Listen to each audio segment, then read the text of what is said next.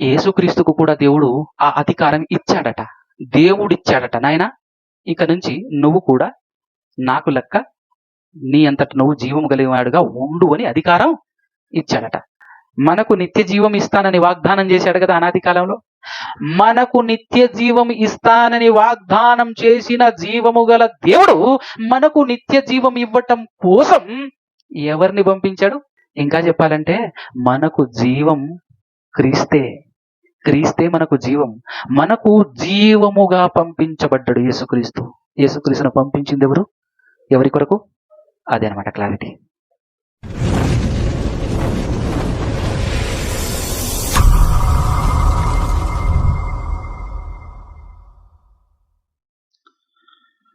మొదటగా మన అందరి కన్న తండ్రి, సమస్త సృష్టిని సృష్టించిన మన అందరి దేవుడు, సమస్తాన్ని మన కొరకు నిర్మిస్తున్నటువంటి ఆ ఏకైక దేవదేవునికి ఆయన కుమారుడు యేసుక్రీస్తు ప్రభుల వారి ద్వారా పరిశుద్ధాత్మ సహాయంతో స్తుతి స్తోత్రాలు కృతజ్ఞతా స్తుతులు చెల్లించుచున్నాను. అదేవిధముగా ఆయన మాటలు వినాలి, వినటువంటి మాటలను హృదయంలో పదిలపరుచుకొని అలాగున్నవో లేదో సరి చేసుకొని సరిచూసుకొని వాటిని అనుసరించి బ్రతికి ఆయన మహాలోకానికి చేరుకోవాలి అనే ఆలోచన కలిగి వచ్చి కూర్చున్న మీ అందరికీ, అదేవిధముగా ఈరోజు ఈ మాటలు అందించడానికి నన్ను ఆహ్వానించినటువంటి విజయన్న గారికి క్రీస్తు పేరటనే నాకు శుభములు వందనాలు తెలియజేస్తున్నాను. మీకు ఆల్రెడీ టైటిల్ ఇవ్వబడింది. టైటిల్ మీరు అందరూ చూశారు అని అనుకుంటున్నాను. ఫస్ట్ టైటిల్ వచ్చేసి జీవము గల దేవుడు ఎవరు. జీవము గల దేవుడు ఎవరు అనేటటువంటి టైటిల్తో ఒక పాఠం నేర్పించాలి, నేర్చుకోవాలి. ఇది ఖచ్చితంగా క్రైస్తవ సమాజానికి తెలియాలి, ప్రతి క్రైస్తవుడు తెలుసుకోవాలి అనేటటువంటి ఆలోచనతో నేను ఎందుకు ఈ టైటిల్ పెట్టాను అని అంటే, మొదటగా కారణం చెప్తాను. దయచేసి మీరందరూ కాదనకుండా సమాధానం చెప్పేటటువంటి ప్రయత్నం చేయండి. మన దేవుడు ఎవరు అని అడిగితే ఏం చెప్తారు? ఒక్క నిమిషం ఆగండి. మనకు దేవుళ్ళు ఎంతమంది అని అంటే ఏం చెప్తారు సమాధానం? క్రైస్తవులుగా మీరందరూ చెప్పండి, మనకు దేవుళ్ళు ఎంతమంది? స్త్రీలు కూడా ఒక్కడే. ఎవరు ఆ ఒక్కడు? గట్టిగా. ఇక్కడే క్లారిటీ లేదు, అవునా కదా? ఇక్కడే ఏం లేదు. యేసుక్రీస్తా యెహోవా అని అడిగితే ఏం చెప్తారు సమాధానం? వెరీ గుడ్, విందాం. దేవుడు ఎవరో ఖచ్చితమైనటువంటి విలువలతో, వాక్యాధారాలతో నేను ఈ సమాజానికి దేవుడు ఎవరో చెప్పే ప్రయత్నం చేస్తాను. అది కూడా నా సొంత మాట ఒక్కటి కూడా నేను ప్రయోగించను. నా సొంత మాట నేను అస్సలు మాట్లాడను. ఓకేనా? దేవుడు ఎవరు లేదా జీవము గల దేవుడెవరు అనేటటువంటి టైటిల్ పెట్టడానికి గల కారణం ఇదే. జీవము గల దేవుడెవరు అనేటటువంటి టైటిల్ పెట్టడానికి గల కారణం ఎవరు, ఏంటిది అని అంటే ఇదే కారణం. ఇదే ఈరోజు నిజంగా చెప్పాలంటేనండి, ఫుల్ క్లారిటీతో వితౌట్ కన్ఫ్యూజన్ ప్రపంచానికి దేవుడెవరో కరెక్ట్గా చెప్పాల్సినటువంటి బాధ్యత కలిగినటువంటి వాడు క్రైస్తవుడు. అలాంటి క్రైస్తవుడే కన్ఫ్యూజ్ అవుతున్నాడు చూడు. అవునా కదా? డ్రైవింగ్ చేసే డ్రైవర్ క్లారిటీతో ఉండాలి, లేకపోతే డ్రైవర్ మాత్రమే చచ్చిపోతాడా? అందరు పోతారు. అంతకంటే ప్రమాదకరమైనటువంటిది ఈరోజు దేవుడు ఎవరో క్లారిటీగా తెలియకపోతే, మనం తెలుసుకోకపోతే మన జన్మకు అర్థం ఉండదు, మన జీవితానికి విలువ అనేదే ఉండదు. అసలు దేవుడు మనకు ఒక జీవితం ఇచ్చాడు, జీవితానికి ఒక కాలం ఇచ్చాడు. ఈ జీవిత కాలంలో ప్రతి మనిషి చేయాల్సినటువంటి పని ఏంటి అంటే, దేవుడు ఎవరో క్లారిటీగా తెలుసుకొని బ్రతకటం మాత్రమే కాదు, తనతో పాటు బ్రతుకుతున్నటువంటి వారికి ఈ క్లారిటీ ఇవ్వటం కోసం ఇవ్వాలి ఖచ్చితంగా. అలాంటిది ఈరోజు ఇంకా కొంచెం ముందడుగు వేసి మాట్లాడితే, నేను క్రైస్తవులకు మాస్టర్ని, క్రైస్తవులు అనుకునేటటువంటి వాళ్ళందరికీ నేను మాస్టర్ని అని తిరుగుతుంది ఎవరో తెలుసా? పాస్టర్. అవునా కదా? ఆ పాస్టర్కే లేదు క్లారిటీ, పాస్టర్లకే లేదు క్లారిటీ ఇక్కడ ఈరోజు దేవుడు ఎవరు అని చెప్పటానికి. ఎలాగూ వచ్చేసాం, ఎలాగూ వచ్చి కూర్చున్నాం. కూర్చున్న తర్వాత టైటిల్ అంతు చూసి వెళ్ళాలి. అసలు ఏంటి దీని సంగతి ఏంది? ఎంత మటుకు కరెక్ట్ కరెక్ట్గా చెప్తున్నాడా, రాంగ్ చెప్తున్నాడా, వచనం టు వచనం ఉందా లేదా అనేటటువంటి క్లారిటీతో చాలా జాగ్రత్తగా పటిష్టంగా కూర్చొని వినాలి. అలా వినకపోవటం వలన ఈరోజు ఎవరు ఏం చెప్పినా వినేసి అలా వెళ్ళిపోవటం కాదు, చాలా పర్టికులర్గా వినాలి.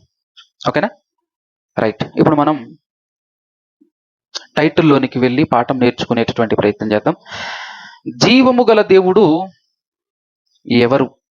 నేను ఇంకొక కారణం కూడా చెప్పడానికి ఇష్టపడుతున్నాను. ఏంటి అంటే, దేవుడు లేదా దేవుడు, యేసుక్రీస్తు, పరిశుద్ధాత్మ లేదా తండ్రి, కుమారుడు, 3 క్యారెక్టర్లు బైబిల్ చదివితే ఈ 3 క్యారెక్టర్లు మనకు పరిచయం అవటం సమంజసమే, అది సహజమే.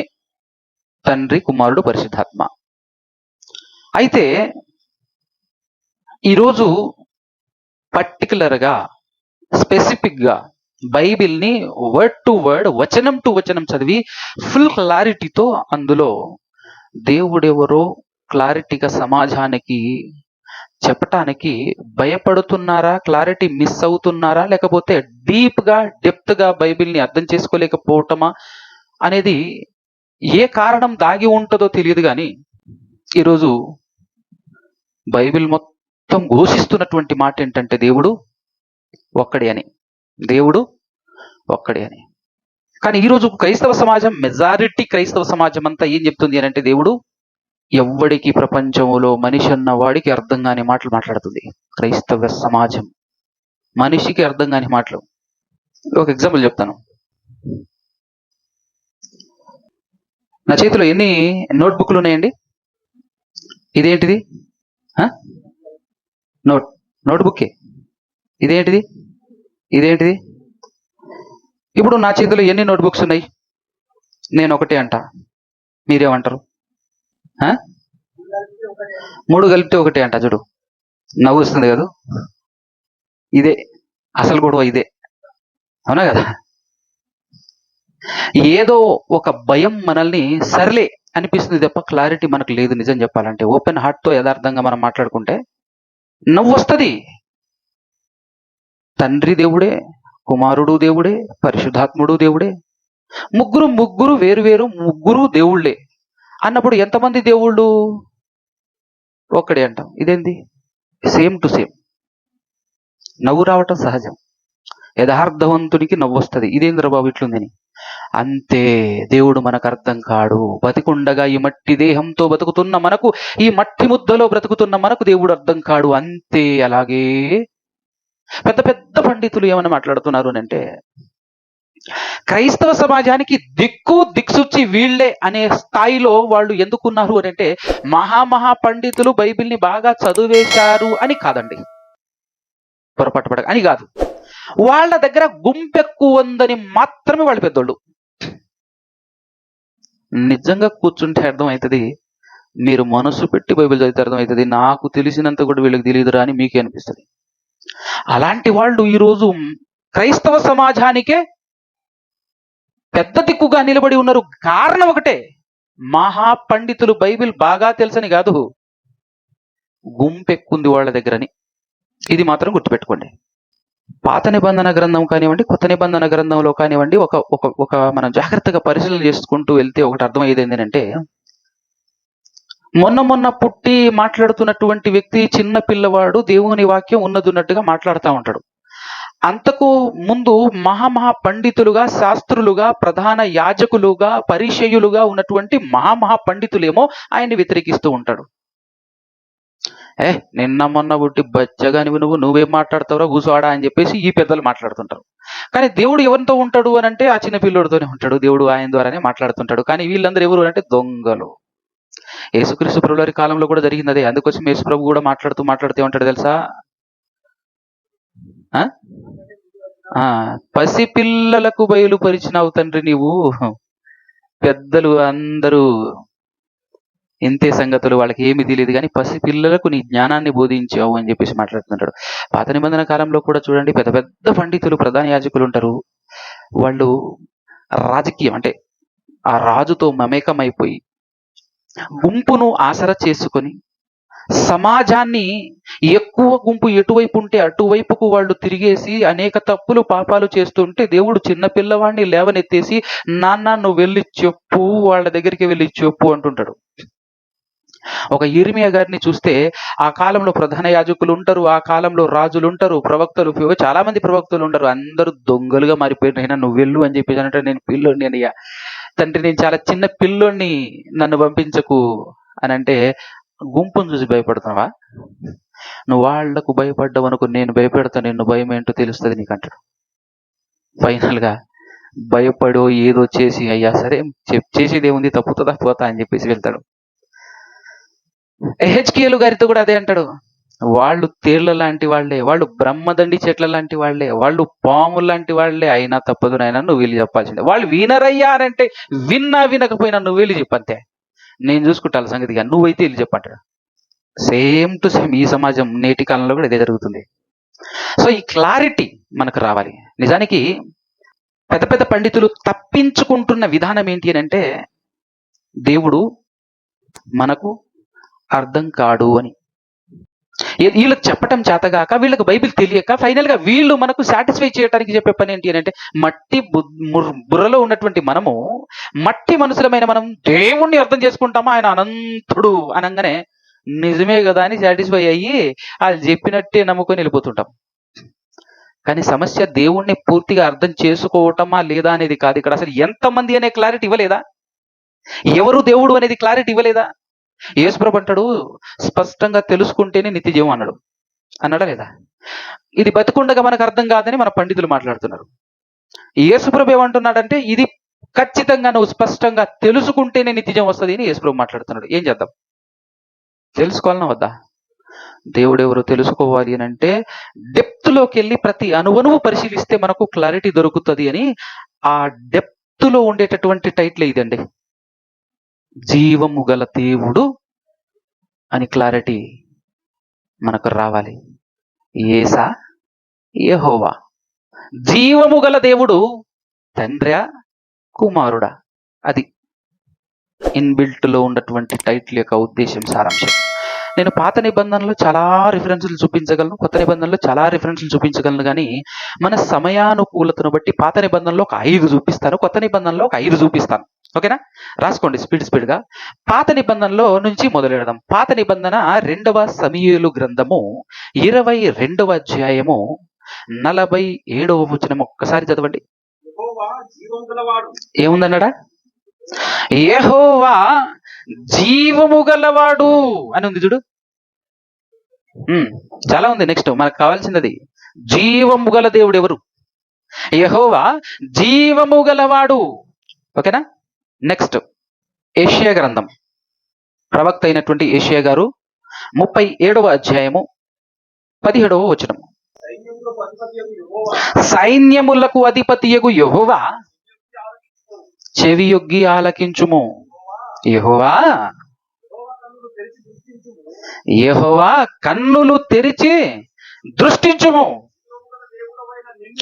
జీవము గల దేవుడవైన నిన్ను దూషించుటకు సన్హరీబు పంపిన వాని మాటలను హిజ్కియా గారు దేవునికి ప్రార్థన చేస్తున్నాడండి. ఎప్పుడు అనంటే, క్రీస్తుకు పూర్వము 720 నుంచి 22 ఆ మధ్య కాలంలో ఇశ్రాయేలు 10 గోత్రికర్తలను ఆల్రెడీ తన హస్తగతం చేసేసుకున్నాడు అష్షూరు రాజులు. నెక్స్ట్ మిగిలింది ఎవరు అని అంటే, యూదా రాజు అయినటువంటి హిజ్కియా గారు. సన్హరీబు ఏం చేశాడంటే, తన దూతలను పంపించి వార్నింగ్ ఇవ్వపో, బెదిరి భయపడి లొంగిపోతాడు అని చెప్పేసి వార్నింగ్ ఇవ్వటానికి దూతల్ని పంపిస్తే వాళ్ళు చాలా ఓవర్గా మాట్లాడతారు.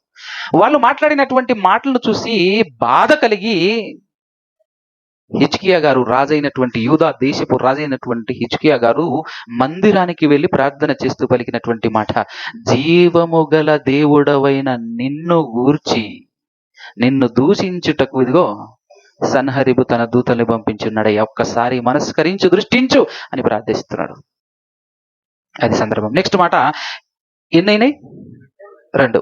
3వది ఇర్మియా గ్రంథం 10:10, 10వ అధ్యాయం 10వ వచనం. ఇర్మియా గ్రంథం, యెహోవాయే నిజమైన దేవుడు, ఆయనే జీవము గల దేవుడు. చూసారా? ఆయనే జీవము గల దేవుడు. ఎంత పర్టికులర్గా ఉన్నాయి, పర్టికులర్ అనమాట. ఆయన్నే జీవము గల దేవుడు. ఎన్నైనాయి? 3. ఇదే ఇర్మియా గ్రంథం 23వ అధ్యాయము 36వ వచనం చూడండి ఒకసారి. యెహోవా భారము అను మాట మీరిక మీదట జ్ఞాపకము చేసుకొనవద్దు. జీవము గల మన దేవుని మాటలను,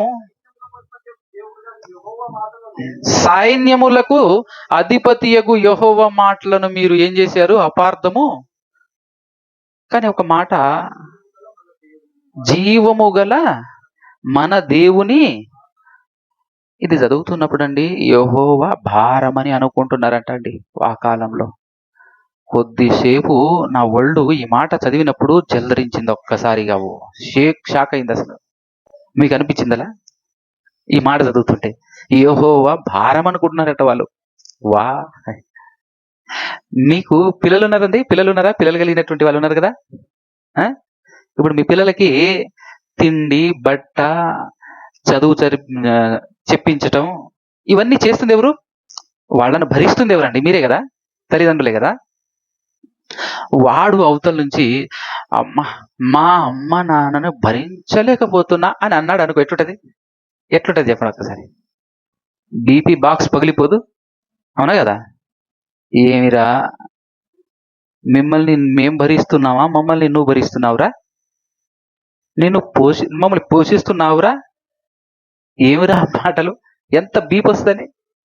అలాంటిది పోయి సమస్తాన్ని మోస్తున్నటువంటి సృష్టికర్త అయిన దేవుని పట్టుకొని ఆనాడు ఇశ్రాయేలులు ఎంత మాట అండి అసలు. అది యెహోవా మాట భారం అనుకుంటున్నారట వాళ్ళు. వా, భయం వేసింది ఒక్కసారి. ఏం ధైర్యం అసలు అది అనిపించింది. కానీ మొత్తానికి అందులో మనకు కావాల్సిన మాట, మా జీవము గల మన దేవుడు అనే మాట ఉంది చూడు. ఇది ఎన్నో వచ్చినావు ఇప్పుడు? 4 అయినా 3 అయినా? 4 అయింది కదా. ఫైనల్గా ఇంకొకటి చూపిస్తాను. దానియేలు గ్రంథం 6:26. దానియేలు గ్రంథం 6:26. నా సముఖమున నియమించినదేమనగా, నా రాజ్యములోని సకల ప్రభుత్వముల యందుండు నివాసులు దానియేలు యొక్క దేవునికి భయపడుచు ఆయన సముఖమున వణుకుచుండవలెను. ఆయనే జీవము గల దేవుడు, ఆయనే యుగ యుగములు ఉండువాడు. ఈ సందర్భం ఏంటో తెలిసిన? అష్షూరు సామ్రాజ్యాన్ని కూలగొట్టి బబులోను సామ్రాజ్యం గద్దెనెక్కి 70 సంవత్సరాలు పరిపాలన చేసిన తర్వాత బబులోను సామ్రాజ్యాన్ని పడగొట్టి మాదీయ పారశీకుల సామ్రాజ్యం మరలా నిలబడినప్పుడు, ఆ మాదీయ పారశీకుల సామ్రాజ్యములో జరిగినటువంటి సిచ్యువేషన్ ఏంటి అని అంటే, దానియేలు గారు చాలా హై పొజిషన్ లో, ఆ సామ్రాజ్యం అని అంటే అది రాజ్యం వేరు, సామ్రాజ్యం వేరు. దాదాపుగా మాక్సిమం ఆ కాలంలో ఉన్నటువంటి ప్రపంచాన్ని పరిపాలిస్తున్నటువంటి సామ్రాజ్యం అది. అలాంటి సామ్రాజ్యములో చక్రవర్తి తర్వాత స్థానంలో ఉన్నాడు మన దానియేలు గారు. అది చూసి తట్టుకోలేక కొంతమంది కుట్రతో, కక్షతో ఆయన్ని ఏదో ఒక విధంగా ఎందులో ఒక దాంట్లో ఇరికించాలి అని చెప్పేసి దేవుని విషయంలో ఇరికించేసేసి ఒక అనవసరమైన పనికిమాలిన చట్టం ఒకటి పెట్టేసి దాని ద్వారా ఇతనిలో తప్పుందని చూపించి సింహాల బోనులో వేస్తే, ఆ సింహాల బోనులో దేవుడు కాపాడిన విధానాన్ని బట్టి అది చూసి గజ గజ వణికిన ప్రపంచ చక్రవర్తి మాట్లాడుతున్న మాటలవి. ఆయన ఒక శాసనమే పెట్టాడట, శాసనమే రాసి పంపించాడట. ఏమని? జీవము గల దేవుడు ఎవరో తెలుసా? దానియేలు గారి దేవుడే జీవము గల, ఆయన్నే జీవము గల దేవుడు అని అన్నాడు కదా. ఇలా ఎన్నో మాటలు ఉంటాయి, కానీ జీవము గల దేవుడు, జీవము గల దేవుడు అని పాత నిబంధనలో ఒక 5 చూపించాను కదా. ఇప్పుడు ఒకసారి కొత్త నిబంధనలో చూద్దాం మరో 5. మత్తయి సువార్త 26వ అధ్యాయము 63. సందర్భం ఏంటి అని అంటే, యేసుక్రీస్తు ప్రభుల వారిని సిలువ వేద్దామని చెప్పేసి పట్టేసుకున్నారు. పట్టుకొని బంట్రోతులు తీసుకెళ్లారు ప్రధాన యాజకుల దగ్గరికి. అప్పుడు ప్రధాన యాజకుడు అడుగుతున్నాడు యేసుక్రీస్తు ప్రభుల వారిని. ఏమని అడుగుతున్నాడు ఇప్పుడు చదవండి. అందుకు ప్రధాన యాజకుడు యేసు ప్రభువును చూచి, నీవు దేవుని కుమారుడవైన క్రీస్తువైతే ఆ మాట మాతో చెప్పుమని జీవము గల దేవుని తోడు అని నీకు ఆనబెట్టుచున్నాను అంటున్నాడు. ఎవరితో? యేసు ప్రభుతో మాట్లాడుతూ జీవము గల దేవుని తోడని ఆనబెట్టుచు అడుగుతున్నాను, ఒక్కసారి నాకు క్లారిటీ ఇవ్వు అని మాట్లాడుతున్నాడు.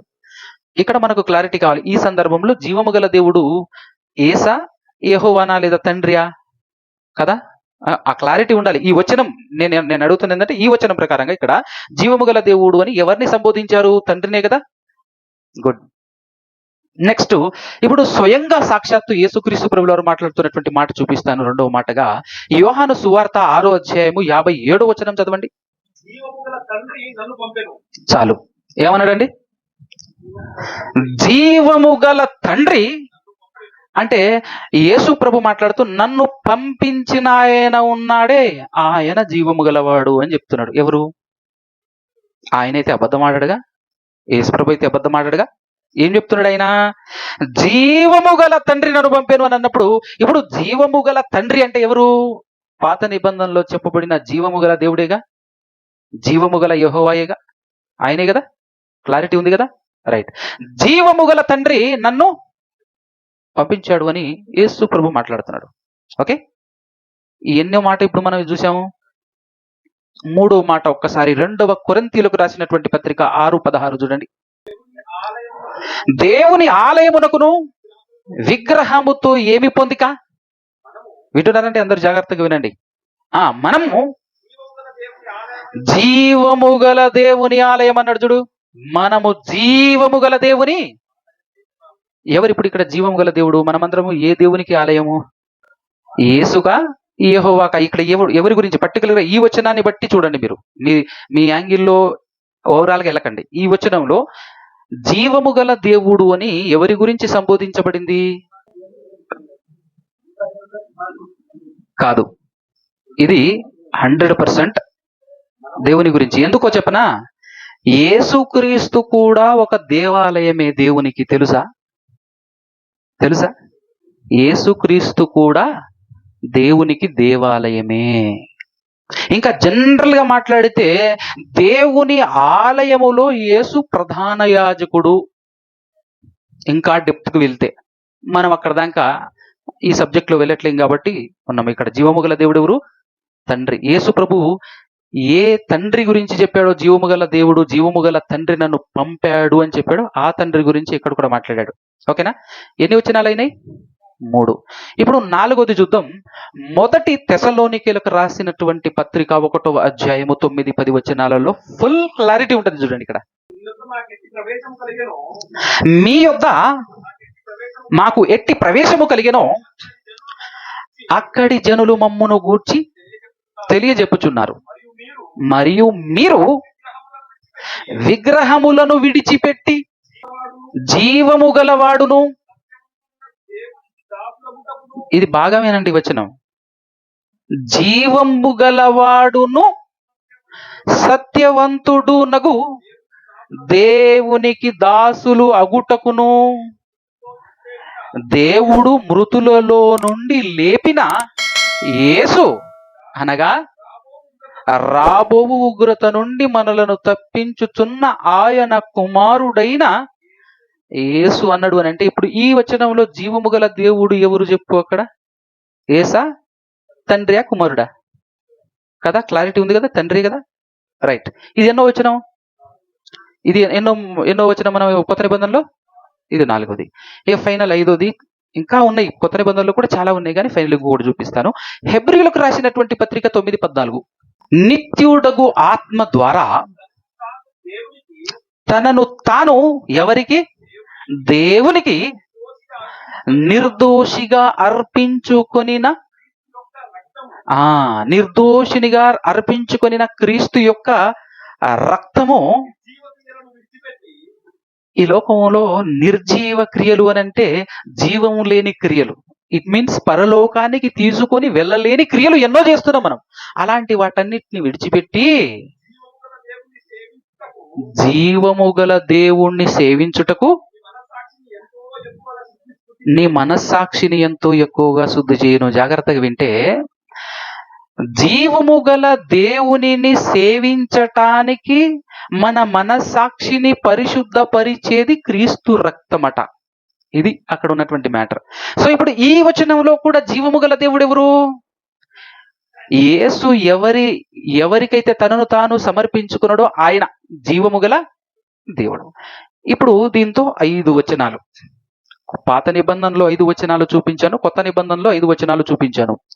పాత కొత్త నిబంధనలలో నేను చూపించినటువంటి 5 వచనాల ప్రకారంగా, పాత నిబంధన ప్రకారంగా జీవము గల దేవుడు యెహోవా అని పాత నిబంధన చెప్పింది. కొత్త నిబంధనలో జీవము గల దేవుడు తండ్రి అని చూపిస్తుంది. కొత్త నిబంధన చెప్పిన తండ్రియే పాత నిబంధనలో చెప్పిన యెహోవా అనే క్లారిటీ ఉందా? ఉంది కదా? లేకపోతే ఏమైనా ఒక రిఫరెన్స్ చూపించమంటారా? ఏమండి, క్లారిటీ ఉందా లేకపోతే చూపించనా? ఇప్పుడు పాత నిబంధనలో ఉన్నటువంటి దేవుడు యెహోవా దేవుడు. ఇశ్రాయేలీలు మా దేవుడు మా దేవుడు మా దేవుడు అని యూదులు ఇశ్రాయేలీలు ఎన్నోసార్లు మాట్లాడుకుంటున్నటువంటి మాటలు మనందరికీ తెలుసు. అలాంటి యూదుల దగ్గరికి వచ్చేసి యేసు ప్రభు మాట్లాడినటువంటి మాట ఒక్కసారి చూడండి. 8వ అధ్యాయము యోహాను సువార్త 54వ వచనం అండి. 8వ అధ్యాయము 54వ వచనం యోహాను సువార్త. అందుకు యేసు, నన్ను నేనే మహిమపరుచుకొనిన ఎడల నా మహిమ, నన్ను నేనే మహిమపరుచుకోలేను, మహిమపరుచుకోలేదు, అలా పరుచుకుంటే అది ఒట్టిది అని చెప్పి నెక్స్ట్ ఏం చెప్తున్నాడు చూడండి. ఇజ్రాయేలులారా, యూదులారా, మా దేవుడు అని మీరు ఎవరి గురించి చెప్తున్నారు? ఆయనే నా తండ్రి అంటున్నాడు, నన్ను మహిమపరుచుతున్నాడు. ఆయనే మా దేవుడు అని మీరు ఎవరి గురించి చెప్తున్నాడు? ఆయనే నా తండ్రి. ఆ తండ్రియే జీవము గలవాడు, ఆ జీవము గలగా వాడైనటువంటి ఆ తండ్రియే నన్ను పంపించాడు అని చెప్పాడా? సో కొత్త నిబంధనలో ఉన్న యెహోవాయే, పాత నిబంధనలో ఉన్న యెహోవాయే కొత్త నిబంధనలో ఉన్నటువంటి తండ్రి, యేసుక్రీస్తు యొక్క. అందుకోసం ఎఫెసీ పత్రిక 1:3 ఏముంటుంది చూడండి ఒకసారి. ఎఫెసీ పత్రిక 1:3 వచనంలో ఏమన్నాడు ఇక్కడ? మన ప్రభువైన యేసుక్రీస్తు యొక్క తండ్రియగు దేవుడు స్తుతింపబడును గాక అన్నాడు చూడు. ఎవరికి తండ్రి అయిన దేవుడట? అది అదే ఎఫెసీ పత్రిక 19వ వచనం అనుకుంటాను. ఒక్కసారి 1వ అధ్యాయంలోనే 19వ వచనం చివరి లైను 17 నుంచి 19 కలిసే ఉంటది. మన ప్రభువైన అని ఉంటుంది చూడు. మన ప్రభువైన యేసుక్రీస్తు యొక్క దేవుడైన మహిమా స్వరూపియగు తండ్రి తన్ను తెలుసుకొనుట యందు మీకు జ్ఞానమును ప్రత్యక్షతయును గల మనసు అనుగ్రహించునట్లు నేను నా ప్రార్థనల యందు మిమ్మల్ని గురించి జ్ఞాపకం చేసుకొనిచున్నాను అని చెప్పేసి పౌలు గారు మాట్లాడుతూ ఉన్నాడండి. అర్థమవుతుందా? సో జీవము గల దేవుడు యేసు యొక్క దేవుడు, యేసు ప్రభు యొక్క తండ్రి, జీవము గల దేవుడు. కొత్త పాత నిబంధన గ్రంథాలలో జీవము గల దేవుడు ఒక్కడే. ఆ ఒక్కడు ఎవరు అని అంటే తండ్రి అని, యెహోవా అని మనకు క్లారిటీ అవుతుంది. అయితే ఇప్పుడు ఒక ప్రశ్న మీకు, ఇది కూడా క్లారిటీ మిస్ అయితే కష్టం.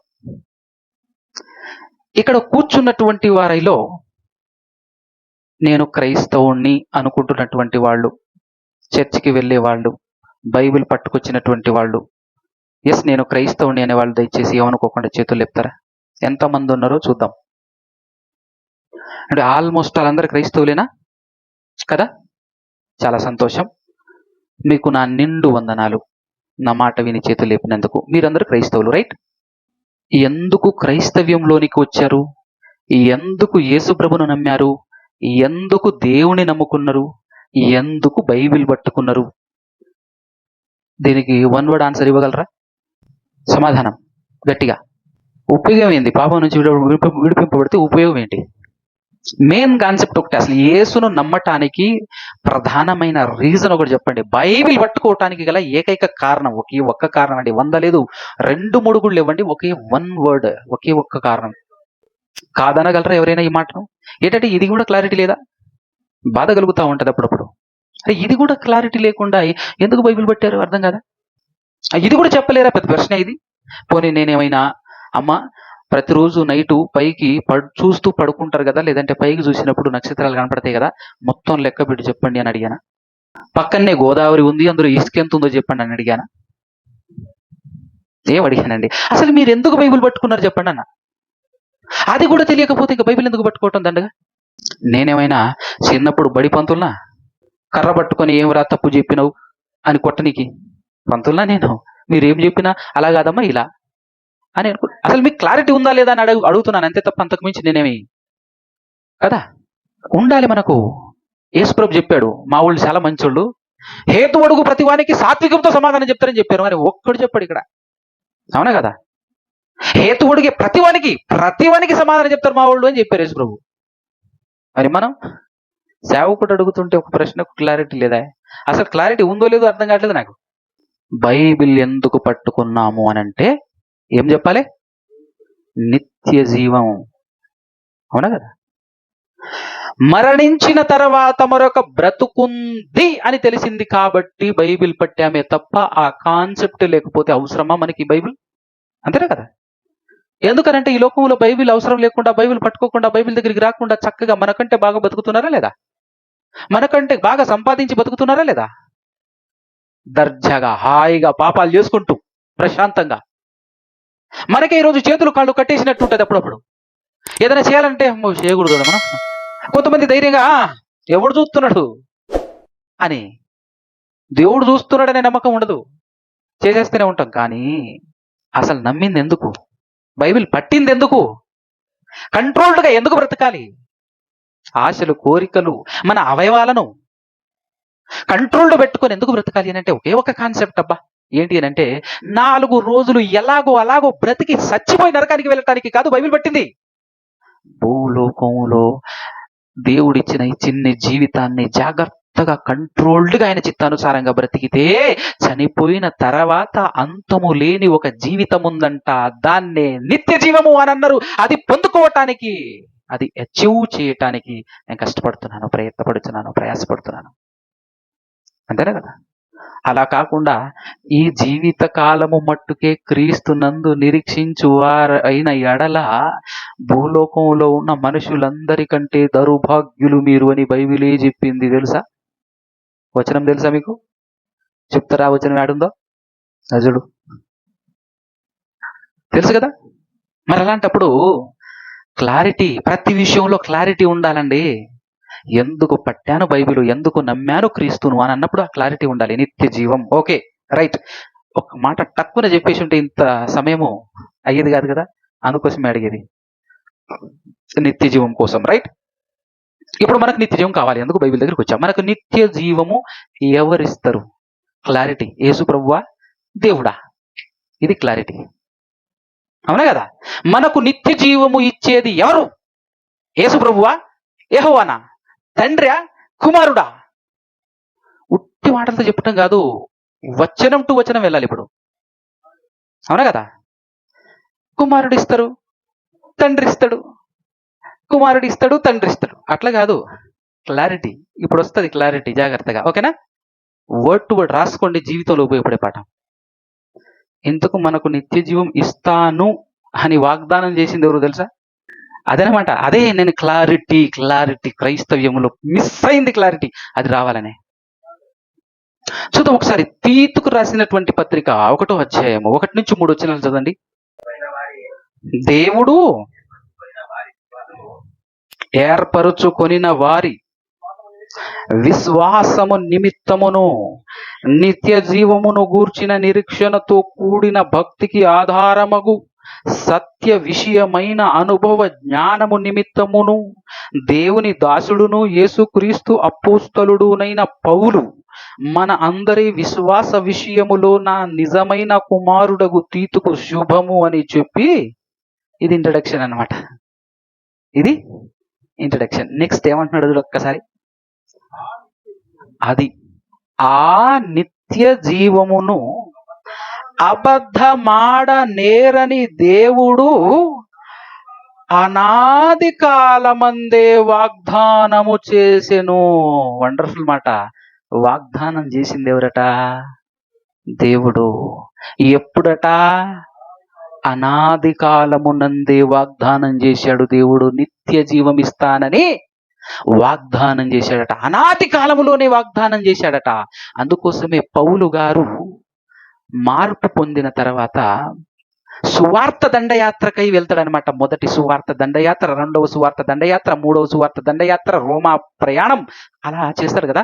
అందులో మొదటి సువార్త దండయాత్రలో అంతియొకియ అంటే సిరియా దేశములో ఉన్న అంతియొకియలో మొదలుపెట్టి మరలా పిసిదియాలోని అంతియొకియలోనికి వెళ్ళి అక్కడున్న అంతియొకియలో ప్రసంగం చేస్తాడు. వయా కుప్రా ద్వీపం ద్వారా వెళ్ళి అక్కడికి వెళ్ళి ప్రసంగిస్తాడు అనమాట. 13వ అధ్యాయం ఒక్కసారి ఓపెన్ చేసి చదవండి. అపోస్తుల కార్యములు 13వ అధ్యాయము 22, 23. ప్రసంగిస్తూ మధ్యలో తర్వాత అతనిని తొలగించి, అంటే సౌలు గారిని తొలగించి దావీదును వారికి రాజుగా ఏర్పరచను. ఎవరికి? ఇశ్రాయేలులకి రాజుగా ఏర్పరచను. మరియు ఆయన, నేను యెష్షయి కుమారుడైన దావీదును కనుగొంటిని, అతడు నా ఇష్టానుసారుడైన మనుష్యుడు, అతడు నా ఉద్దేశములన్నీ నెరవేర్చునని చెప్పి అతనిని గూర్చి సాక్ష్యం ఇచ్చెను. తర్వాత 23వ వచనం, అతని సంతానము నుండి దావీదు సంతానము నుండి దేవుడు తన వాగ్దానము చొప్పున ఇశ్రాయేలు కొరకు రక్షకుడగు యేసును వాగ్దానం ఇచ్చింది ఎవరు? దేవుడు. ఆ వాగ్దానం నెరవేర్చటానికి, ఆ వాగ్దానం దేవుడు చేసిన వాగ్దానం చొప్పున ఇశ్రాయేలీల కొరకు రక్షకుడగు యేసును, ఏమని అర్థమవుతుంది? వాగ్దానం చేసిన దేవుడు చేసిన వాగ్దానాన్ని నెరవేర్చటానికి ఆయన మరొకరిని పుట్టిస్తున్నట్టు కనబడుతుందా లేదా? క్లారిటీ ఓకేనా? ఇంకా 32, 33 చూడండి కింద. దేవుడు యేసును లేపి పితరులకు చేసిన వాగ్దానమును మన పిల్లలకు నెరవేర్చియున్నాడని మేమును మీకు సువార్త ప్రకటించుచున్నాము అని మాట్లాడుతున్నాడు పౌలు గారు. వాగ్దానం చేసింది దేవుడు పితరులకు చేశాడు. దాన్ని నెరవేర్చటం కోసం క్రీస్తును పుట్టించాడు. ఆ క్రీస్తును మనుషులు చంపేస్తే ఆయన 3వ దినాన తిరిగి లేపాడు. ఎందుకు పుట్టించాడు, ఎందుకు లేపుతున్నాడు అని అంటే, మీకు ఏమి ఇవ్వాలని? ఆయన చేసిన వాగ్దానాన్ని నెరవేర్చాలని. వాగ్దానం చేసింది ఎవరు? దేవుడు. క్లారిటీ ఉండాలి. అందుకోసమే ఆయన తర్వాత యెరూషలేములో పట్టబడతాడు. ఎవరు? పౌలు గారు. పట్టబడినప్పుడు కూడా అక్కడ ఉన్నటువంటి గవర్నర్తో ఏమని మాట్లాడుతుంటాడో తెలుసా? అసలు నేను ఎందు నిమిత్తం పట్టబడ్డానో తెలుసా అని చెప్పేసి 26 అపోస్తల కార్యం 26, 6, 7 వచనాలు చదవండి. 6, 7 వచనాలు. ఇప్పుడైతే దేవుడు మన పితరులకు చేసిన వాగ్దానము విషయమైన నిరీక్షణను గూర్చి నేను విమర్శింపబడుటకు నిలిచి ఉన్నాను. మన 12 గోత్రముల వారు ఎడతెగక దీవారాత్రులు దేవుణ్ణి సేవించుచు ఆ వాగ్దానము పొందుదుమని నిరీక్షించుచున్నారు. ఓ రాజా, ఈ నిరీక్షణ విషయమై యూదులు నా మీద నేరము మోపి ఉన్నారు అంటున్నాడు. దేని కొరకు ప్రయాసపడుతున్నాడు పౌలు గారు? దేవుడు వాగ్దానం చేశాడు. దేవుడు వాగ్దానం చేసి నెరవేర్చాడు. ఎవరి ద్వారా? యేసు ద్వారా. యేసును పుట్టించి యేసు ద్వారా దేవుడు ఇచ్చిన వాగ్దానాన్ని మనకు అందజేస్తున్నాడు అనే క్లారిటీ. ఓకేనా? రోమీయులకు రాసినటువంటి పత్రిక 4వ అధ్యాయం 16వ వచనం. అంటే ఇప్పుడు పౌలు గారు మాట్లాడినటువంటి మాటలు చూస్తే కేవలం ఇశ్రాయేలుల కొరకే యేసుక్రీస్తు ప్రభువు వారు వచ్చారు అనే ఒక విధానం కనపడతా ఉంటది. మనకు దాదాపుగా చాలా మందికి క్లారిటీ ఉండొచ్చు, కానీ కొంతమంది యేసు ప్రభు కేవలం ఇశ్రాయేలుల కొరకే వచ్చాడు అనే భ్రమలో ఉండేటటువంటి బ్యాచ్ కూడా ఉంది కదా లోకంలో. అలాంటి వాళ్ళకి క్లారిటీ కోసం ఇది. ఓకేనా? 16, 17 వచనాలు 4వ అధ్యాయం రోమా పత్రిక. ఈ హేతువు చేతను ఆ వాగ్దానమును యావత్ సంతతికి, నాట్ ఓన్లీ ఇజ్రాయెల్, యావత్ సంతతికి అనగా ధర్మశాస్త్రము గల వారికి మాత్రము కాక అబ్రహామునకు ఉన్నట్టి విశ్వాసము గల వారికి కూడా దృఢము కావలెనని కృపననుసరించినదై ఉండునట్లు అది విశ్వాసమూలమైనదాయను. దీన్ని ఇదే మన పౌలు గారు గలతీయులకు పత్రిక రాస్తూ 3వ అధ్యాయం 22లో మంచి మాట రాశాడు చూడండి. 3వ అధ్యాయము 22. బాగా వినండి మాట. యేసుక్రీస్తు నందలి విశ్వాసమూలముగా కలిగిన వాగ్దానము విశ్వసించు వారికి అనుగ్రహింపబడినట్లు లేఖనము అందరిని పాపములో, అంటే దేవుడు చేసిన వాగ్దానము మనకి ఎలా లభిస్తుంది అని అంటే క్రీస్తునందుంచవలసిన విశ్వాసము వలన కలుగుతుందట. అంటే క్రీస్తు ద్వారా మనకు దేవుని వాగ్దానం మనకు లభిస్తుంది. దేవుని వాగ్దానం చేసింది ఎవరు? నిత్య జీవం ఇస్తానని దేవుడు. ఆ దేవుడు వాగ్దానం చేస్తే ఆ వాగ్దానాన్ని దేవుడు డైరెక్ట్ గా కాకుండా యేసుక్రీస్తు ద్వారా మనకు అనుగ్రహిస్తున్నట్టు మనకు అర్థమవుతుంది. చూడండి జాగ్రత్తగా. ఓకేనా? మరొక మాట డైరెక్ట్ వచ్చినవి ఏంటి అంటే, మొదటి యోహాను పత్రిక 2:25 చదవండి. 2:25. నిత్య జీవము అనుగ్రహించుననున్నదియే ఆయన తానే మనకు చేసిన వాగ్దానం చేసింది ఎవరు? దేవుడు. అందుకోసమే దేవుని వాగ్దానాలు ఎన్నున్నా అన్నీ నీకు ఎలా లభిస్తుంది? ఒక్కసారి 2వ కొరింథీయులకు రాసినటువంటి పత్రిక, కొరింథీయులకు రాసిన పత్రిక 2వ పత్రిక 1వ అధ్యాయం 20వ వచనం చూడండి ఒక్కసారి.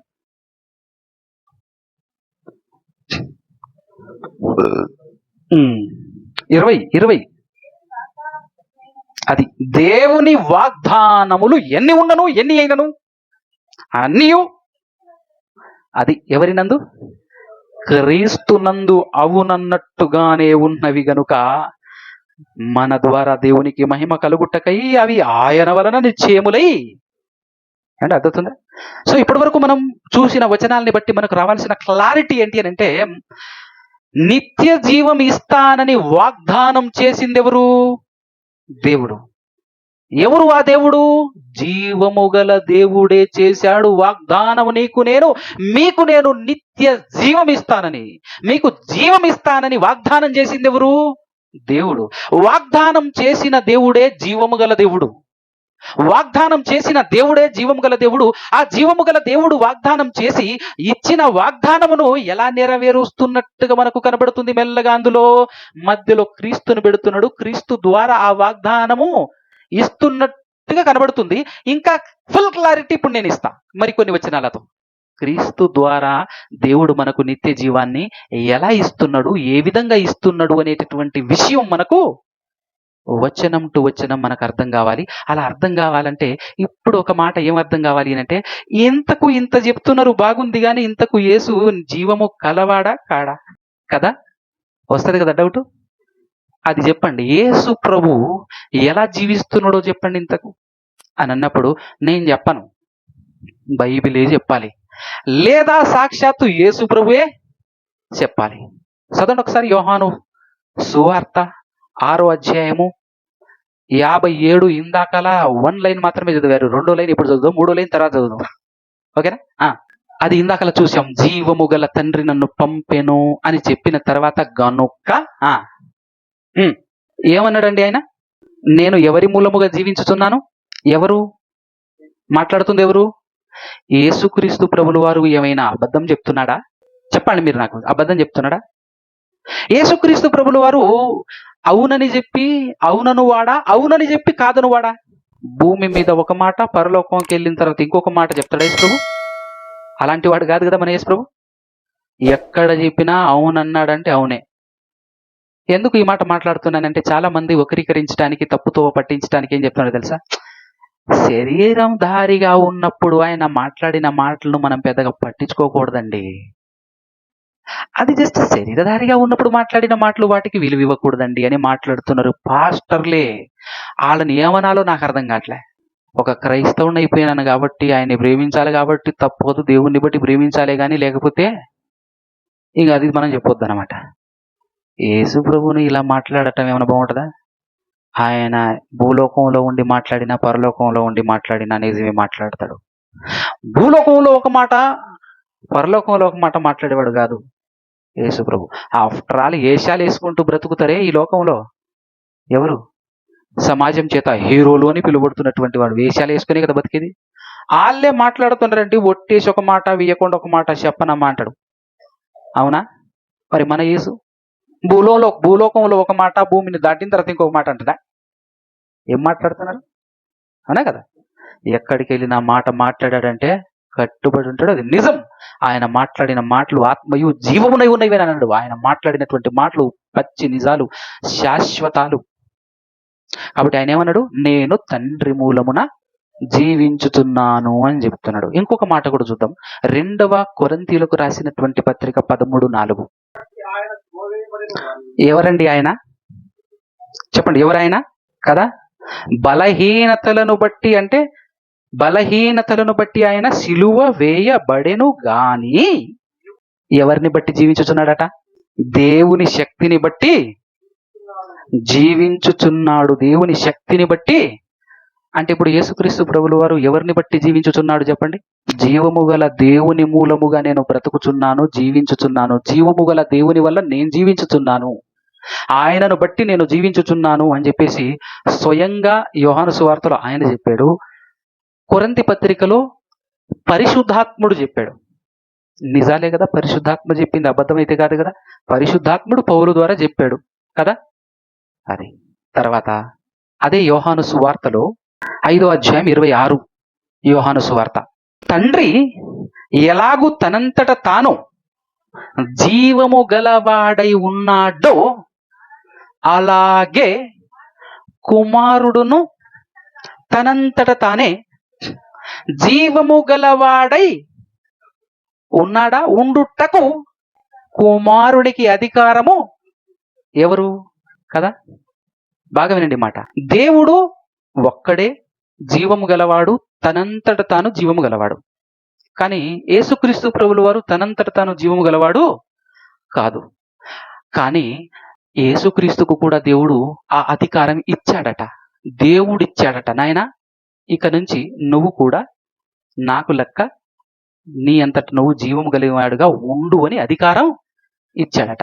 ఒక్కసారి ఆలోచించండి. ఇచ్చాడు అని అంటే ఎప్పుడూ ఒకప్పుడు ఇచ్చి ఉంటాడు. ఇవ్వక ముందు పరిస్థితి ఏంది అంటే జీవము గలవాడు కాడు, దేవుని వలన పుట్టినవాడు. దేవుడు ఆయన్ని పుట్టించుకున్న తర్వాత ఆయనకు ఈ అధికారం ఇచ్చాడు. తనంతట తానుగా జీవము కలిగిన వాడుగా నువ్వు ఉండాలి అని ఇచ్చాడు. అందుకోసమే నిజమే మాట్లాడాడు యేసు ప్రభు. అయ్యా, నా అంతట నేను జీవము గలవాడిని కాదు, కానీ జీవము గల తండ్రి వల్ల నేను బతుకుతున్నాను. ఎందుకంటే నాకు అధికారం ఇచ్చిందే ఆయన. నేను ఆయన వల్ల బతుకుతున్నాను. నేను నిజం మాట్లాడాడు ఆయన. అందుకోసమే సత్యవంతుడు యేసు ప్రభు. యేసు ప్రభు స్వకీయ మహిమను వెతికేవాడు కాదు, తన్ను పంపిన తండ్రి యొక్క మహిమను వెతికేవాడు. ఉన్నది ఉన్నట్టుగా చెప్తాడు ఆయన. ఎక్కడ దాపరికం లేదండి. ఫుల్ అద్భుతంగా మాట్లాడాడు. కానీ ఈరోజు క్రైస్తవులకు అర్థం కావట్లా. సో ఇప్పుడు మనకు అర్థం కావాలి, యేసుక్రీస్తు కూడా దేవుని వలననే జీవం కలిగిన వాడు, దేవుని వలననే బతుకుచున్నాడు, దేవుని వలననే జీవించుచున్నాడు అనే క్లారిటీ మనకు యేసుప్రభు ఇచ్చాడు, పరిశుద్ధాత్ముడు ఇచ్చాడు. బైబిల్ గ్రంథం మనకు తెలియజేస్తా ఉంది. ఇప్పుడు మనకు దేవుడు ఏం ఇస్తానని వాగ్దానం చేశాడు? జీవం దయచేస్తాను అని వాగ్దానం చేశాడు. ఎలా దయచేస్తాడు అని అన్నప్పుడు ఒక్కసారి 1 యోహాను పత్రిక 5వ అధ్యాయము 11 నుంచి చూడండి. 5వ అధ్యాయము 10 నుంచి చూద్దామా ఒక్కసారి, లేదంటే 9 నుంచి చూద్దాం. ఒక క్లారిటీ దొరుకుతుంది. నేను చదువుతాను, జాగ్రత్తగా వినండి, స్పీడ్గా అయిపోతుంది. మనము మనుషుల సాక్ష్యము అంగీకరించుచున్నాము గదా. నిజమేంటో తెలుసా అండి? మనుషుల మాటలను నమ్మినంత స్పీడ్గా గట్టిగా దేవుని మాట నమ్మం మనం కదా. మనుషుల మాటలను మనము, మనుషుల సాక్ష్యమును అంగీకరించుచున్నాము కదా. దేవుని సాక్ష్యము మరీ బలమైనది. నిజమే. దేవుని సాక్ష్యం ఏంటయ్యానంటే ఆయన తన కుమారుడి గురించి ఇచ్చినదే. 10వ వచనం, దేవుని కుమారుని యందు విశ్వాసం ఉంచువాడు తనలోనే ఈ సాక్ష్యము కలిగి, మరి ఈ సాక్ష్యం కలిగి ఉండాలన్నా వద్దా మనం అందరము? అందుకండి ఈ పాఠం. దేవుని కుమారుడి యందు విశ్వాసం ఉంచువాడు తనలోనే ఈ సాక్ష్యము కలిగి ఉన్నాడు. ఒకవేళ దేవుణ్ణి నమ్మని వాడు ఆయన తన కుమారుడి గురించి ఇచ్చిన సాక్ష్యము నమ్మలేదు గనక అతడు దేవుణ్ణి అబద్ధికునిగా, ఏమో మనమందరం దేవుణ్ణి అబద్ధికునిగా చేసి ఉన్నామేమో, చేసేవాడి ఆ జాబితాలో ఆ బ్యాచ్లో మనం ఉన్నామేమో చెక్ చేసుకోవాలి. ఈ పాఠం అందుకు చాలా ఉపయోగపడుతుంది, అవసరపడుతుంది. మనం ఆయన కుమారుని యందు విశ్వాసం ఉంచాలి. ఓకేనా? ఆయన కుమారుని యందు విశ్వాసం ఉంచిన వాడు ఈ సాక్ష్యం కలిగి ఉంటాడట. ఉన్నారా మీరందరూ? ఆ సాక్ష్యం కలిగి ఉన్నారా? ఏందండి ఇంతకు ఆ సాక్ష్యం అని అంటే, ఇప్పుడు అది కూడా అడిగితే ఇంకో 10-15 నిమిషాలు టైం వేస్ట్ అవుతుంది అంతే. మీరు ఎవరు చెప్పరు, నాకు తెలుసు, ఎవరికి తెలియదు కూడా. అందుకోసం ఇప్పుడు దేవుడు ఇచ్చిన ఆ సాక్ష్యం ఏంటో 11వ వచనం చూడ ఏం చెప్తున్నాడు? ఆ సాక్ష్యం ఏదనగా బాగా వినండి. దేవుడు మనకు, ఆగండి ఒక్కసారి ఇక్కడ, దేవుడు మనకు నిత్య జీవము దయచేశాడు. దేవుడు మనకు ఏం దయచేశాడు? మనకు నిత్య జీవం దయచేసింది ఎవరు? దేవుడు దయచేశాడు మనకు నిత్య జీవం. అవునా? ఎలా? Next line.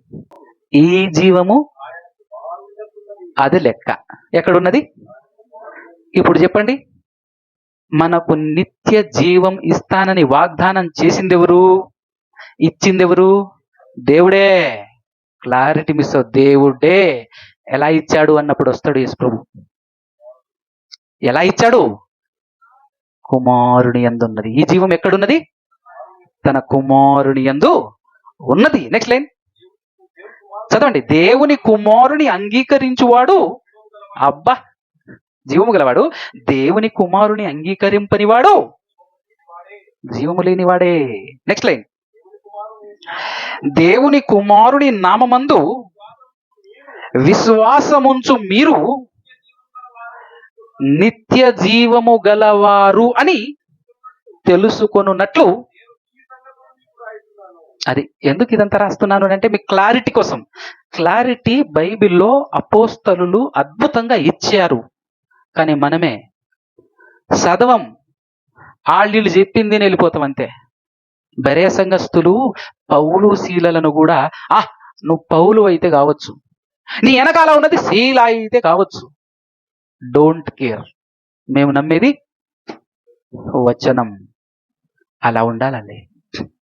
ఈరోజు పాస్టర్లు పౌలు శీలలతో పోల్చుకుంటే దేనికైనా పనికొత్తరా?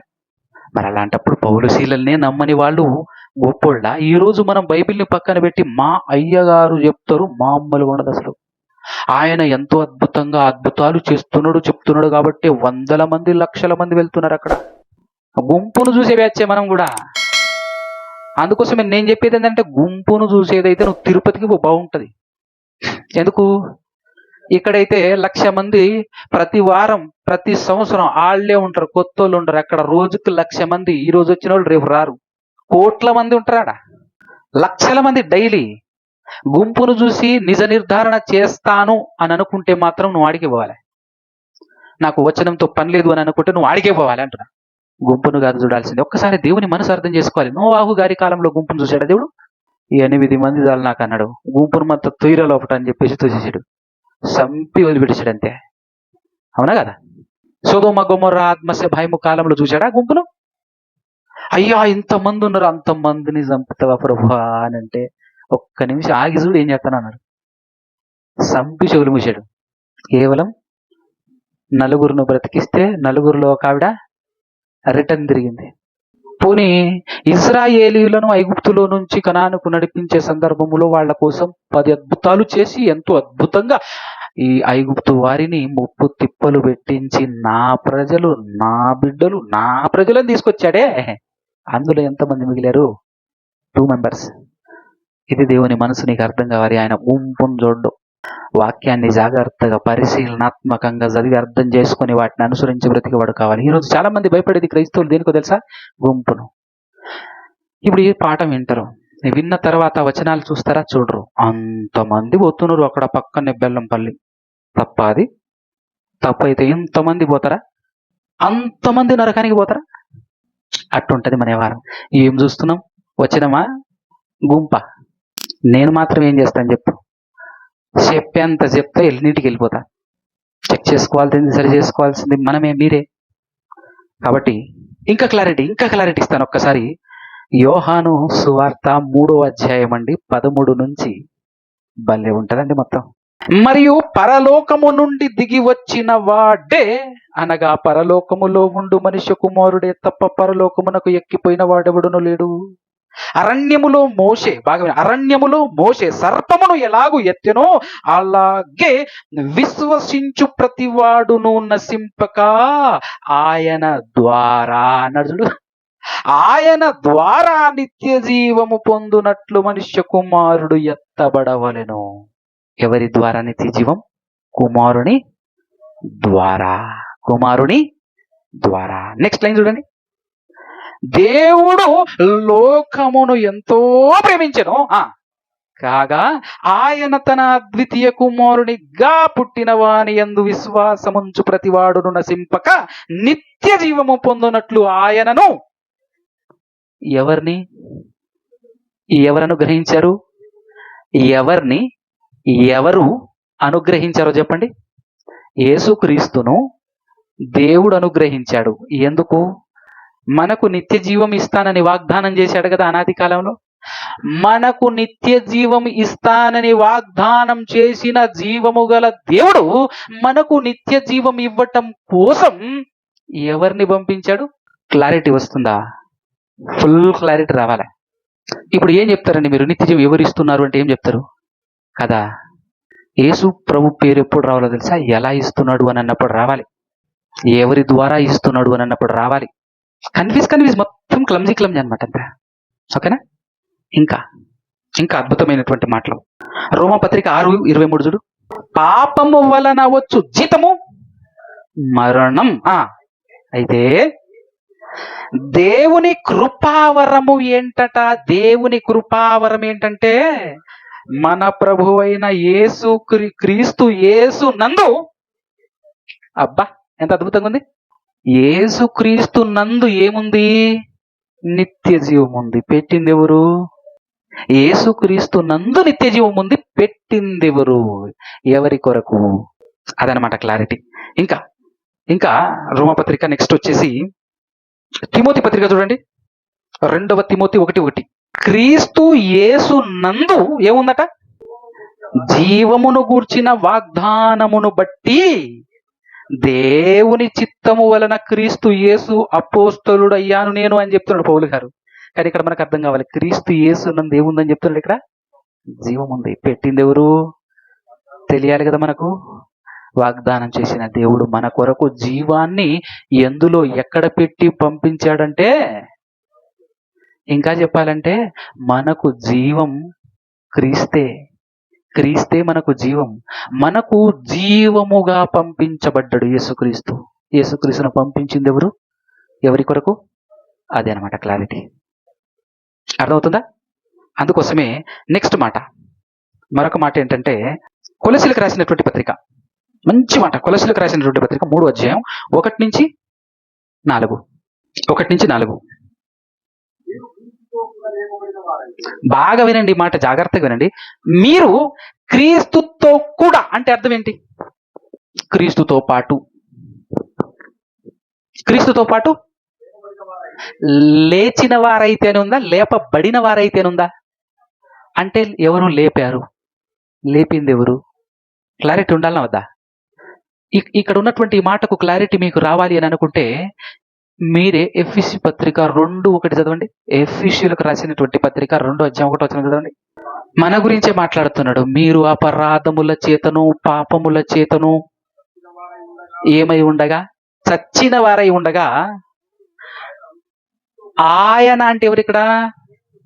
దేవుడు మిమ్మును క్రీస్తుతో కూడా అంటే క్రీస్తుతో పాటు లేపెను, బ్రతికించెను ఉంది. అంటే క్రీస్తును లేపినోడే మనల్ని లేపుతాడని, క్రీస్తును బ్రతికించినోడే మనల్ని బ్రతికిస్తాడని. సమజవుతుందా? అర్థమవుతుందా అండి? క్రీస్తును లేపినోడే. ఇప్పుడు చదవండి 3:1 కొలసీ పత్రిక. అది దాని అర్థం. క్రీస్తుతో కూడా నిజంగా లేపబడిన వారే అయితే పైనున్న వాటినే వెదుకుడి అని అంటే ఇంటికి వెళ్ళి సబ్జాల మీదనో బీరువాల మీదనో ఫస్ట్ ఫ్లోర్లోనో పోయి ఎతకకండి. ఎక్కడ ఎతకాలట? అక్కడ ఎవరున్నారట? క్రీస్తు దేవుని కుడి పార్శ్వమున కూర్చుండి ఉన్నాడు. బాగా వినండి. పైనున్న వాటి మీదనే గాని భూ సంబంధమైన వాటి మీద మనస్సు, అసలు మనం పెట్టుకునేదే అక్కడ కదా. పైనున్న వాటి మీద మాత్రమే గాని భూ సంబంధమైన వాటి మీద మనసు పెట్టుకొనకుడి. ఎలయనగా బాగా వినండి, మీరు మృతి పొందితిరి. ఇది అద్భుతమైన మాట. మీ జీవము ఎక్కడుంది? క్రీస్తుతో పాటు. అంటే అర్థమైందా? అర్థమవుతుందా? క్రీస్తుది కూడా అక్కడే ఉంది, నీది కూడా అక్కడే ఉందని. అర్థమైందా? మీ జీవము ఎక్కడుందట? క్రీస్తుతో కూడా, అంటే క్రీస్తుతో పాటు దేవుని యందు దాచబడి ఉన్నది. మనకు జీవమై ఉన్న క్రీస్తు ప్రత్యక్షమైనప్పుడు మీరును ఆయనతో కూడా మహిమ యందు కదా. ఇప్పుడు మనకు జీవం దేవుడు ఎలా ఇచ్చాడు అని అంటే క్రీస్తు రూపంలో ఇచ్చాడు. మనకు జీవం దేవుడు ఇచ్చాడు. ఏ రూపంలో ఇచ్చాడు? క్రీస్తు రూపంలో జీవం ఇచ్చాడు. క్రీస్తే మనకు జీవమై ఉన్నాడు. అందుకోసమే యేసుప్రభు అంటాడు, రేయ్ హలో, నేనే మీకు జీవం, నేనే మీకు మార్గం. ఎక్కడికి? దేవుని దగ్గరికి. ఈ రోజు ఏంది మొత్తం మిక్స్ చేసి పడేసారు. క్లారిటీ కన్ఫ్యూజన్ అనమాట. ఇప్పుడు చెప్పండి, మనకు జీవము గల దేవుడెవరు? దేవుడు. జీవము గల ఆ దేవుడే వాగ్దానం చేశాడు, నీకు నిత్య జీవం ఇస్తానని. మనకు జీవం ఇవ్వటానికి, మనకు నిత్య జీవం ఇవ్వటానికి ఆయన ఒక వ్యక్తిని ఏర్పాటు చేసుకున్నాడు. ఎవరైనా ఎప్పుడు ఏర్పాటు చేసుకున్నాడు? జగత్ పునాది వేయబడక మునిపే నియమించేశాడు. నియమించి పంపించాడు. ఎందుకు పంపించాడు? మనకు జీవం ఇవ్వటం కోసం, మన కోసం. ఎవరు పంపించారు? యేసుప్రభు కూడా ఓపెన్ గా నిజం చెప్పాడా లేదా? అయ్యా, నా అంతటి నేను రాలే నీ కోసం, నన్ను ఆయన పంపిస్తే నేను వచ్చా. 100 సార్లు చెప్తాడు ఈ మాట. అర్థం కాకూడదు. ఆయన ఈయన ఇద్దరు సమానమే ఎట్లంటావు? ఏ యాంగిల్లో అంటావంట? నేను తక్కువ చేయొద్దబ్బా, ఎవడు చేయమన్నాడు? తక్కువ ఎవడు చేయమన్నాడు? ఎక్కువ ఎవరు చేయమన్నాడు? ఉన్నది చెప్పరాదు. ఇక్కడ మిస్ అయింది క్లారిటీ. ఈ క్లారిటీ మిస్ అవ్వటంతో ఆ ముగ్గురు ఒకటేనండి, ముగ్గురు కలిసి సమానమేనండి, ఆ ముగ్గురు ఏందండి? త్రిత్వం అండి.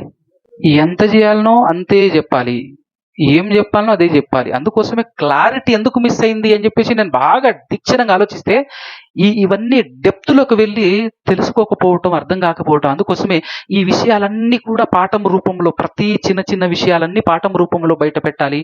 కనీసం అప్పుడైనా ఆలోచిస్తారేమో అని చెప్పేసి నా ఆవేదన, నా ఆలోచన. ఎంత క్లారిటీ అండి! జీవము గల దేవుడు, ఆ దేవుని వల్లే యేసుప్రభు బ్రతుకుతున్నాడు, మనము బ్రతుకుతున్నాం. మన జీవము, యేసుప్రభు జీవం కూడా ఆయన దగ్గరే ఉంది. ఆయన పంపిస్తే యేసుప్రభు వచ్చాడు. యేసుక్రీస్తు ద్వారా మనకు నిత్య జీవం ఇస్తున్నాడు దేవుడు. అందుకోసమే దేవుడు ఒక్కడే, ఆ దేవునికి మన మనుషులమైనటువంటి మనకును మధ్యవర్తి ఒక్కడే, ఆయన యేసుక్రీస్తును నరుడు అని బైబిల్ అయితే ఫుల్ క్లారిటీగానే ఇచ్చింది. కానీ అక్కడక్కడ కొన్ని అక్షరాలను బట్టి మనం ఫుల్ బోల్తా కొట్టేసాం అనమాట. మనం కొట్టలేదు కానీ కొట్టించే వాళ్ళు ఎక్కువైపోయారు సాతాను పరిచారకులు. అక్షరం చంపేస్తుంది నాయన, అక్షరాన్ని బట్టి సారాంశం మార్చేయకు. సారాంశం చెక్కు చెదరకుండా ఉంది బైబిల్లో. దేవుడు ఒక్కడే, ఆయన తండ్రి అని డైరెక్ట్ గానే ఉంది, సారాంశంలో కూడా ఉంది. యేసు దేవుని కుమారుడైన క్రీస్తు, ఆయన ద్వారానే మనకు జీవము, యేసుక్రీస్తు ద్వారానే మనం దేవుని దగ్గరికి వెళ్ళగలము అనే క్లారిటీ కూడా అద్భుతంగా ఉంది. కానీ ఎందుకో ఇద్దరు దేవుళ్ళు, ముగ్గురు దేవుళ్ళు మళ్ళా మిక్స్ చేస్తే మళ్ళా ఒకడే దేవుడు ఎలా కడుతున్నాడు, ఎలా మాట్లాడుతున్నాడు. మళ్ళీ అది బైబిల్ని బట్టి చెప్పలేము కాబట్టి ఇది అర్థం కాదు, అర్థం చేసుకునేది కాదు అని ఫైనల్ స్టేట్మెంట్. మళ్ళా ఎంత అద్భుతంగా ఉంది. ఇది సారాంశం. అందుకోసం యేసుప్రభు కూడా నీట్గా డైరెక్ట్గా ఏం చెప్పాడో తెలుసా? ఆయన చనిపోయి 3వ దినాన దేవుని చేత లేపబడ్డ తర్వాత మొట్టమొదట ఆయన దగ్గరికి వెళ్ళింది ఎవరు చెప్తారా ఎవరైనా? మగ్దలేనే. ఆవిడతో ఏం చెప్పాడంటే క్లారిటీగా చెప్పాడు, క్లారిటీ ఇచ్చాడు ఆవిడతో. ఏ క్లారిటీ ఇచ్చాడంటే, స్టార్టింగ్ లో నేను ప్రశ్న అడిగా, మీ దేవుడు ఎవరు అని అంటే ఏం చెప్పారు మీరు? మీ దేవుడు ఎవరు? ఇప్పుడు చెప్పండి పోనీ, మీ దేవుడు ఎవరు? నా ముందే చెప్తారా? ఇక్కడి నుంచి ఇక ఎవరు అడిగినా చెప్తారా? ధైర్యంగా చెప్పగలరా? ఎందుకంటే నా దేవుడు యేసు ప్రభు అన్నాడు అనుకోండి, మీరు అన్నారు అనుకోండి, మీరు యేసుక్రీస్తుకు విరోధులు. ఎందుకు ఎందుకు విరోధులు చెప్పనా? మీరే చదవండి వచనం. యోహాను సువార్త 20వ అధ్యాయము 17వ వచనం చదవండి. యేసు ఆమెతో, అంటే ఎవరు ఆవిడ? మగ్దలేనే మరియ గారు. యేసు ఆమెతో, నేను ఇంకా ఎక్కడికి పోలేదు, తండ్రి యొద్దకు ఎక్కిపోలేదు గనక నన్ను ముట్టుకోవద్దు. ఎక్కడికి వెళ్ళి? నా సహోదరుల యొద్దకు వెళ్ళి అని ఎవరి గురించి మాట్లాడుతున్నాడు? ఎవరు ఆ సహోదరులు? శిష్యులు కదా. ఆయన ఎవరట? ఆయన సహోదరులు. నా సహోదరుల దగ్గరికి వెళ్ళి ఏమన్నాడు? నా తండ్రియు మీ తండ్రియు. ఏమన్నాడండి? ఫస్ట్ నా దేవుడు అన్నాడు, తర్వాత ఏమన్నాడు? మీ దేవుని యొద్దకు నేను పోతున్నా, మీ దేవుని యొద్దకు నేను పోతున్నా అని ఆయన అంటున్నాడు. లే ప్రభు, నువ్వే నా దేవునివి అని అంటే ఎటుంటది? అర్థమవుతుందా? ఆయనే చెప్తున్నాడు, మీ దేవుణ్ణి నేను కాదు, మీ దేవుడు పైన ఉన్నాడు, ఆయన దగ్గరికి నేను పోతున్నా అంటున్నాడు. మీ దేవుడు ఎవరు? మీ దేవుని దగ్గరికి నేను పోతున్నా అంటున్నాడు. నేనే మార్గము ఆ దేవుని దగ్గరికి, మీ దేవుని దగ్గరికి. మీరు వెళ్ళాలంటే మీ దేవుని దగ్గరికి మీరు వెళ్ళాలంటే దానికి మార్గం నేను. ఎందుకు? మీరు నన్ను మార్గంగా పెట్టింది ఆయన, నన్ను పంపించింది ఆయన, నా ద్వారా మీకు జీవాన్ని ఇచ్చింది ఆయన. నేను కూడా ఆయన ద్వారానే, ఆయన వల్లనే బతుకుతున్నా. క్లారిటీ ఇవ్వలేదు యేసుప్రభు. ఇంతకంటే క్లారిటీ ఏం కావాలండి? మీ దేవుడు, మన దేవుడు ఎవరో క్లారిటీగా యేసుప్రభు చెప్పాడు మనకు. మీ దేవుని యొద్దకు నేను పోతున్నాను ఇప్పుడు అంటాడు. మనమేం తిరగబడి నువ్వే మా దేవుని అంటాం. వాస్తవం చెప్పటం తగ్గించటం కాదు. ఈరోజు కొంతమంది ఏంటంటే సాతాను పరిచారకులు తిరగబడి బోల్తా కొట్టించే ప్రయత్నం. ఇదిగో చూసి యేసుప్రభుని తగ్గించాడు, యేసుప్రభుని తగ్గించాడు. లేనిది చెప్తే గొప్ప చేయటం కాదు, ఉన్నది చెప్తేనే గొప్ప చేయటం. లేనిది చెప్తేనే నువ్వు తగ్గించటం ఆయన్ని. ఉన్నది ఉన్నది చెప్పు, ఆనందపడతాడు, సంతోషపడతాడు. యేసుప్రభు అయినా, యేసుప్రభును పంపించిన దేవుడైనా. అవునా? ఈ క్లారిటీ ఎందుకో తెలుసా నేను ఇచ్చాను. ఇంకా ఇంకా అనేక సబ్జెక్టులు ఉన్నాయి. దేవుడు ఒకవేళ అవకాశం ఇస్తే మరలా వస్తే గనక ఇలాంటి డెప్త్లో ఉన్నటువంటి సబ్జెక్టులు మాట్లాడతాం. ఎందుకంటే కన్ఫ్యూజన్ ఉండకూడదు అని అంటే యేసుక్రీస్తుకు దేవునికి మధ్య వ్యత్యాసం మనకు ఇంకా ఫుల్ క్లారిటీగా దొరకాలి ఫ్రమ్ ది బైబిల్. సొంత వాక్యాలు, సొంత మాటలు కాదు. బైబిల్ నుంచి వర్డ్ టు వర్డ్ ధ్యానిస్తే, వచనం టు వచనం వెళ్తే, ప్రతి విషయంలో క్లారిటీ దొరికితే మనకు ఒక అద్భుతమైన క్లారిటీ దొరుకుతుంది. ఏమి లేదు, గుంపులో గోయిందా అన్నట్టుగా ఏమి కాదు. అసలు ఎవరికి ఏం చేయాలనో, ఎవరు ఎలా ఏ విధంగా మన విశ్వాసం ఉంచాలో పోనీయండి. ఈరోజు విశ్వాసులు కదా మీరందరూ, మీ విశ్వాసం ఏంటో చెప్పండి అని అడిగితే చెప్పే మనసు, చెప్పే జ్ఞానం, చెప్పే ధైర్యం ఇక్కడ ఉన్నటువంటి వాళ్ళలో ఎవరికైనా ఉందా? ఒక్కరికైనా? బాధకరం కదా అది. ఏంటి నీ విశ్వాసం ఏంటి అని ఎవడని అడిగాడు అనుకో, కూడా హేతు అడుగు ప్రతివానికి సమాధానం చెప్పాలి అని అన్నప్పుడు, నేను విశ్వాసి నేను తిరుగుతున్నప్పుడు ఏంటమ్మా నీ విశ్వాసం అని అడిగితే ఏం చెప్తారు? బైబిల్లో చూపిస్తావా? వాక్యమే నా విశ్వాసం అని అట్లనే ఉందా? విశ్వాసాలు ఎన్ని చెప్పండి? ఆ ఒక్క విశ్వాసం ఏంటో చెప్పగలవా? అది నేను అడుగుతుంది. విశ్వాసం అంటే ఏంటి అంటే, నీ విశ్వాసం ఏంటి? ప్రపంచ క్రైస్తవులకు విశ్వాసాలు ఎన్ని? ఆ ఒక్క విశ్వాసం ఏంటో చెప్పగలవా? విశ్వాసం ఎలా కలుగుతుందో అని అడగట్లే నేను. నీ విశ్వాసం ఏంటని అడుగుతున్నా. వండితే అన్నం వస్తుందని కాదు నేను అడుగుతుంటది. ఆ అన్నం ఏడాన్ని చెప్తున్నా అంటున్నా. అసలు ఏంటి ఆ అన్నం ఏంటి అంటున్నా నేను. సంతోషం, అన్నగారు ప్రయత్నం చేస్తున్నాడు, ఏదో చెప్పడానికి ప్రయత్నం చేస్తున్నాడు. మీకంటే ఆయన బెటరే. గమ్మునుండటం కంటే ఏదో మాట్లాడుతున్నాడు. సంతోషం, ఆయన అభినందించాలి. మీరు ఎన్ని చెప్పినా అవేవి వచనంతో సరిపోవు. అది నేను తర్వాత పాఠంలో చెప్తాను. ప్రార్థన చేసుకుందాం. దయచేసి క్లారిటీ మిస్ అవ్వకండి. జీవము గల దేవుడు ఎవరు? మనకు నిత్య జీవం ఇస్తానని వాగ్దానం చేసింది ఎవరు? ఎలా ఇచ్చాడు? ఓకే, ప్రార్థన చేసుకుందాం. పరమ తండ్రి, పరిశుద్ధుడా, పరమందు ఆశీనుడా, సకల ఆశీర్వాదాలకు కారణభూతుడా తండ్రి, ఇప్పటి వరకు మీరు